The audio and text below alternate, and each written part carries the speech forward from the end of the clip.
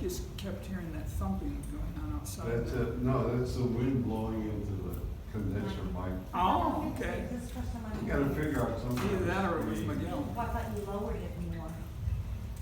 Romans 9, chapter 9, verses 10 to 18. Got it right up there. God's election. That doesn't mean that God's running for public office and that he's been elected. Although that would be great. The most popular saying of children is, what would you say? Most. No. You're not my dad, is what you said. I didn't do it. Yeah, I hear I that didn't do every it. day. I didn't do anything. I What? just sit there and watch them do it and think, I didn't do that. So, what is the most popular saying, do you think? Well, that's what we're trying to guess. Not my mama. Cookie for you, Daddy? But I mean, it's, No. The most popular saying of children, in my estimation, is, "That's not fair." Oh, yeah. Ever heard that? Yeah. Oh, yeah, I've said it a few times when I was a kid. They how old want, are these children? oh, they could be any age. That's right. There you go. They want everyone to be treated equally or fairly. And our answer is usually, Life's not fair. life is not fair. Get over it. You work and study hard, and you will reap the benefits. That I agree. That's what needs to be, not only, it needs to be taught by example, and it also needs to be taught in every aspect of their lives as they go along. If they will work, even when it's hard, you have to persevere through it. But regardless of all our hard work, someone else may get the promotion, and then we're disappointed. It's not fair, we might say. The parents of the child are also disappointed because they feel that no one is as bright or talented as their child. Isn't that correct? Yeah. No one is as bright and talented as their child, or at our age, our grandchildren. They are so smart. They must have got it from the grandparents. Certainly not from the parents. I guess we can imagine how Israel's wife, Rebecca, felt when she had twins. It's not fair. It's not fair. The first one out of the womb. Remember, she had twins, but one comes out of the womb first. You'll catch it. Yeah, the first one born was considered the older, although not by much. The firstborn is you really don't have to say older, although that's part of what the scripture's saying. But you could say the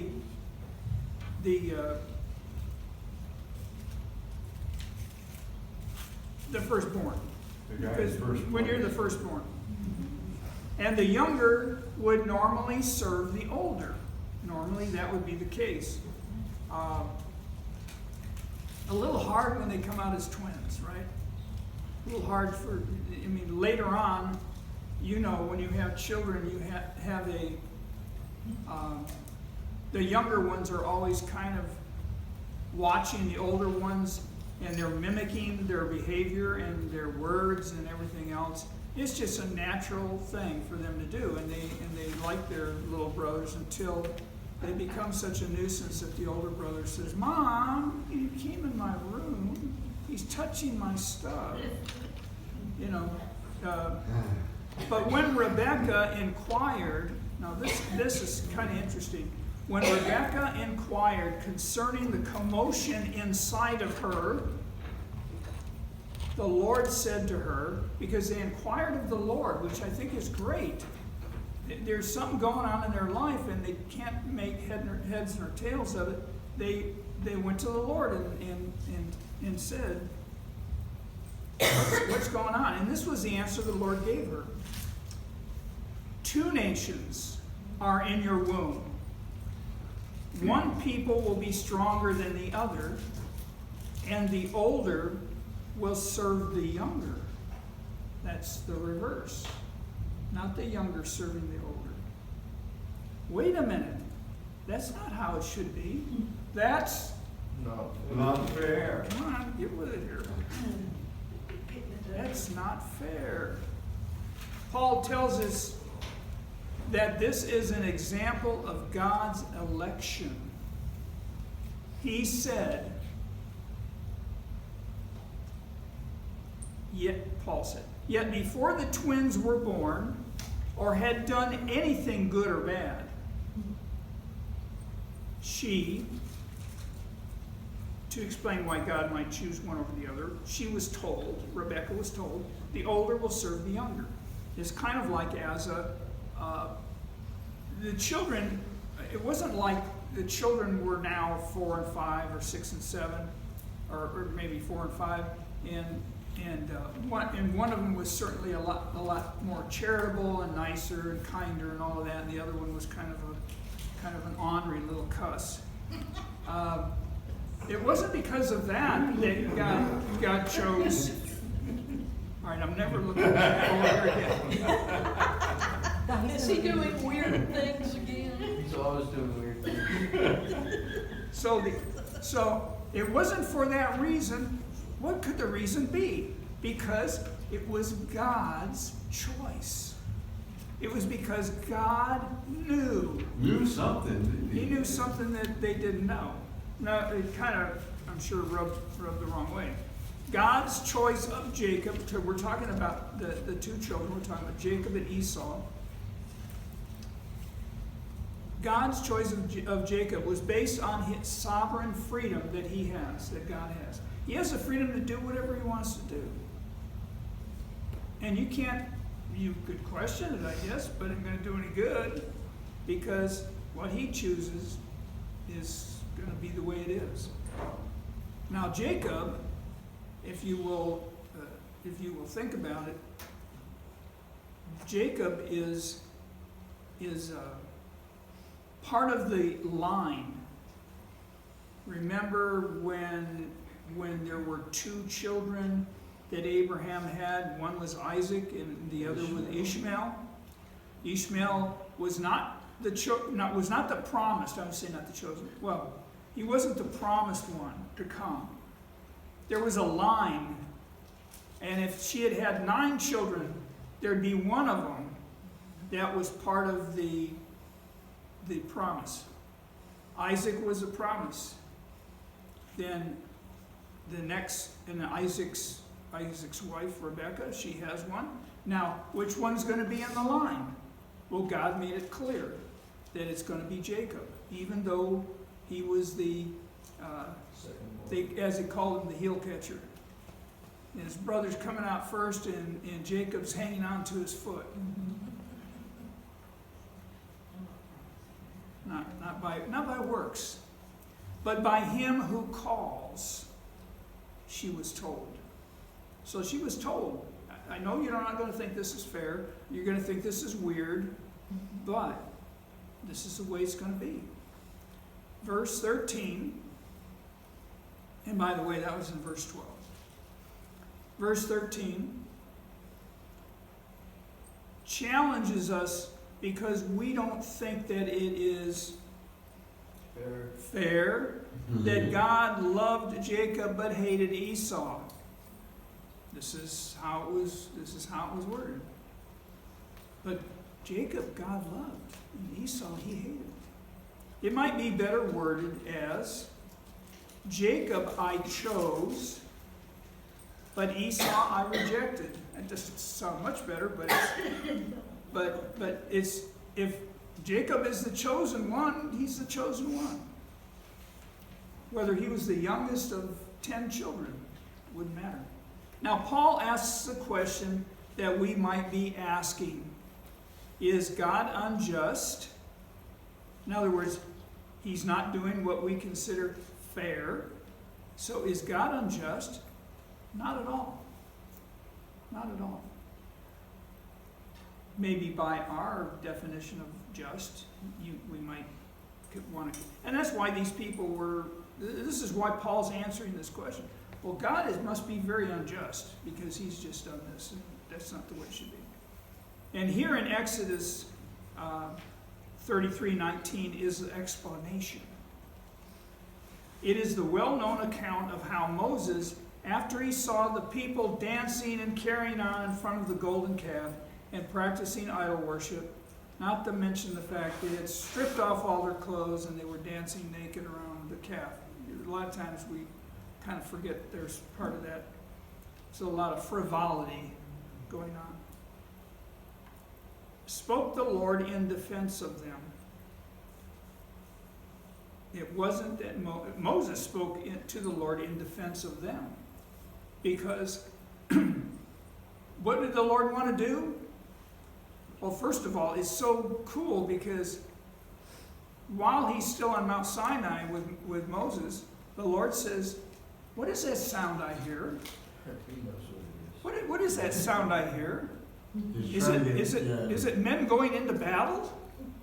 No, it's not. I hear laughing and carrying on, whatever."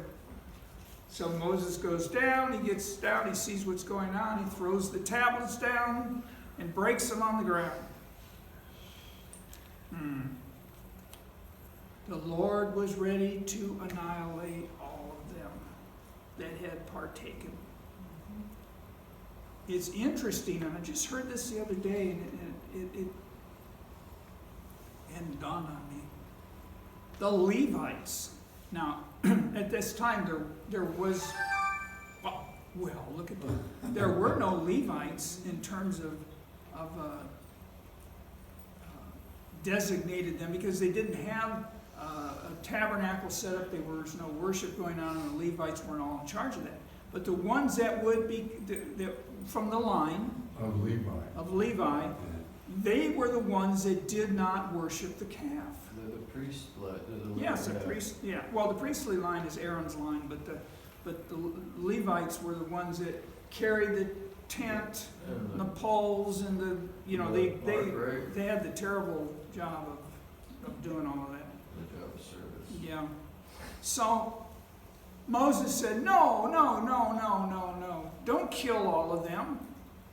Because then the Egyptians will say, and the Pharaoh will say, you just took these people out into the wilderness to kill them. That's not Pharaoh. It's not, yes. Pharaoh. It's not Pharaoh. Not Pharaoh. Well, you're on it today. He's been around you too long. It wasn't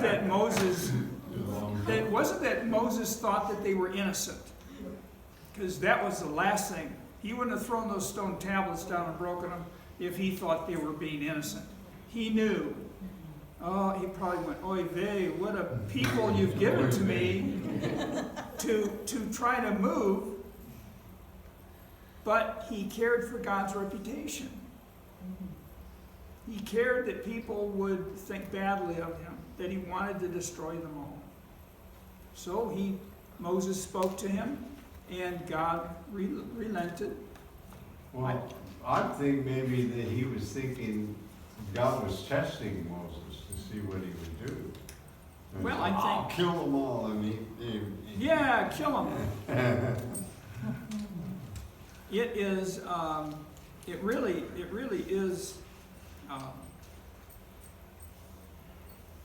Anyway, it's interesting. Look at Paul is trying to. He's trying to talk about the fact that God. In fact, he's done this for a couple of chapters.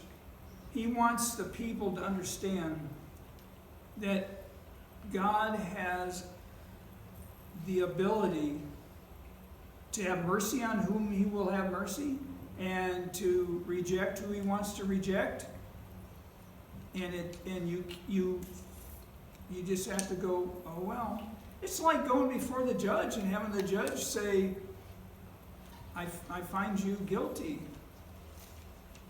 And you can argue your point, but if he really believes in what he just gave the sentence out, then there's nothing you're going to be able to say or do.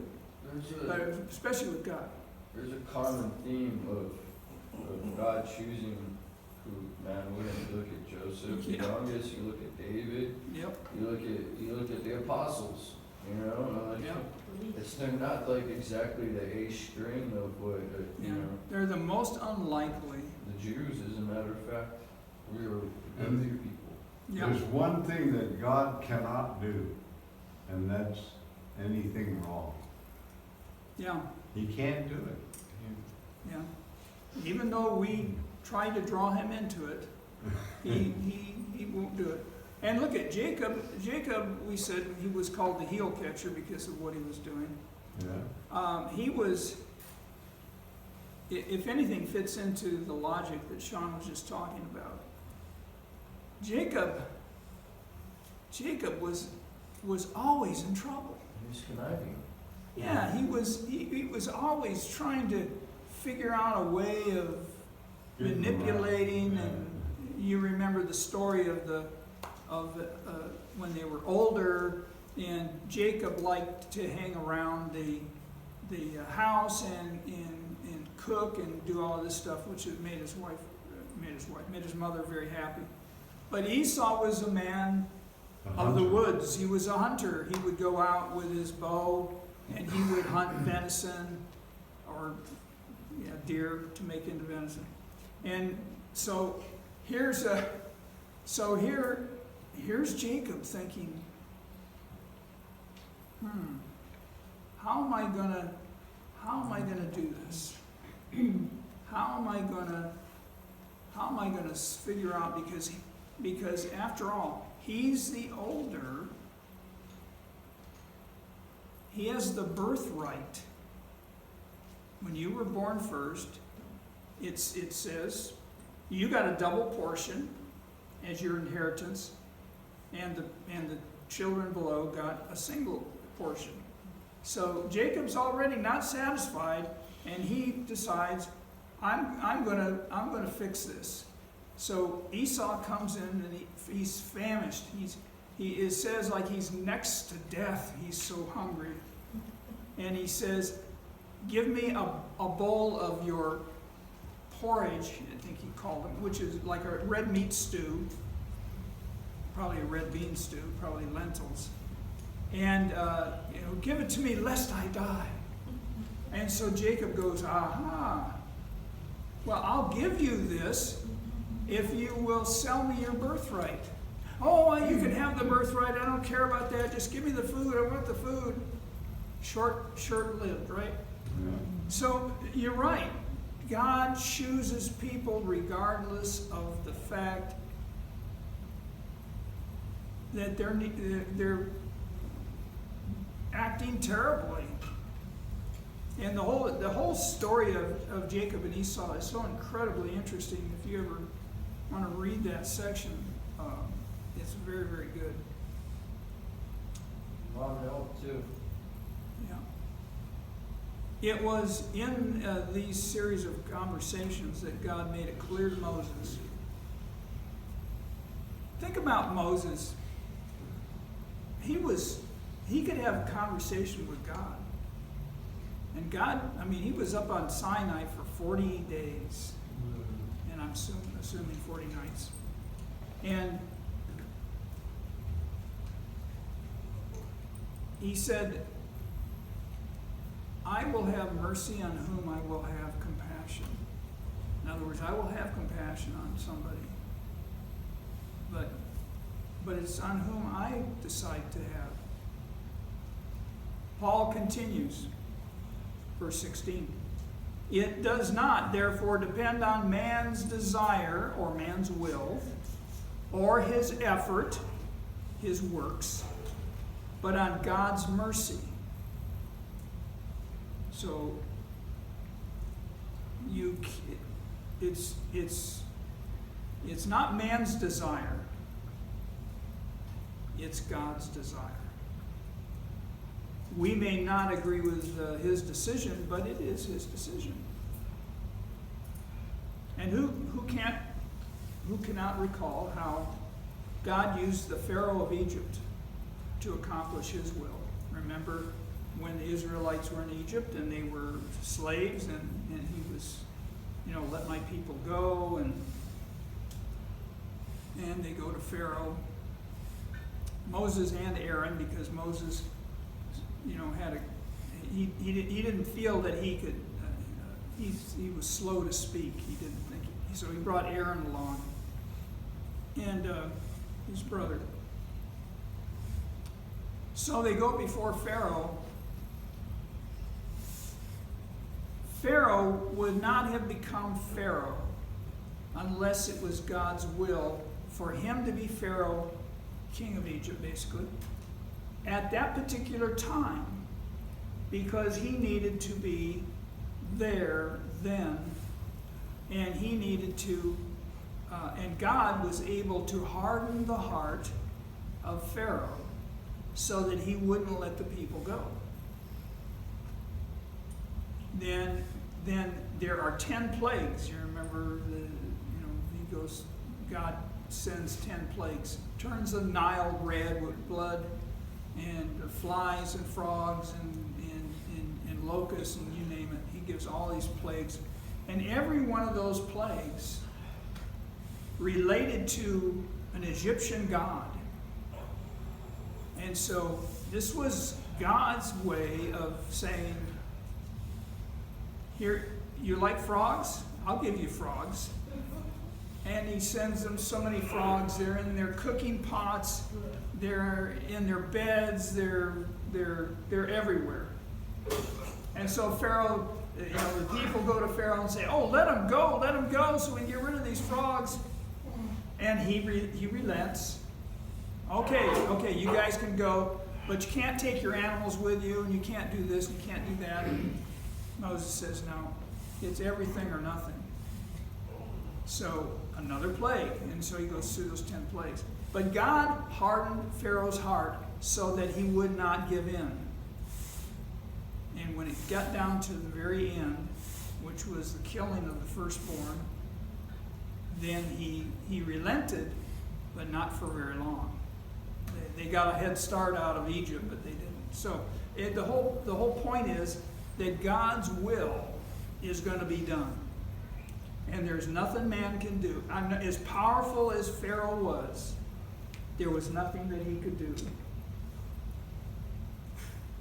He raised Pharaoh up for that purpose.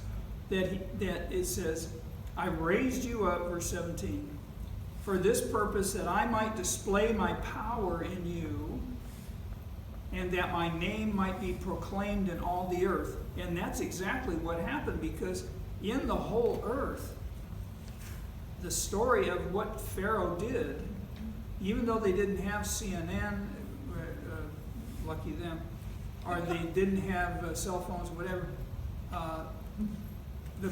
all of the different countries heard about what the God of the Jews or the Israelites had done with Pharaoh. God was responsible for this man to become king. And he hardened his heart when he chose to harden his heart.